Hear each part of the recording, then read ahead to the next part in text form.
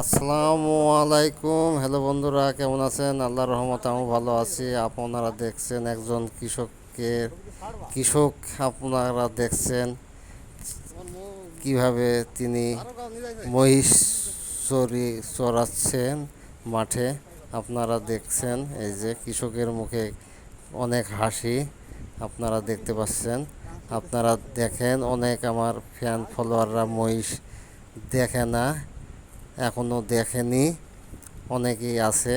আপনাদের দেখাচ্ছি, আপনারা দেখেন মহিষ দুটো সুন্দর, তরতাজা, দেখতে খুব ভালো লাগবে। আপনারা দেখেন মহিষ কিভাবে চরে বেড়াচ্ছে, সবুজ ঘাস পাতা লতা খাচ্ছে মহিষে। দুটো মহিষ। কৃষকের সফলতা এখানেই। কৃষক অনেক খুশি।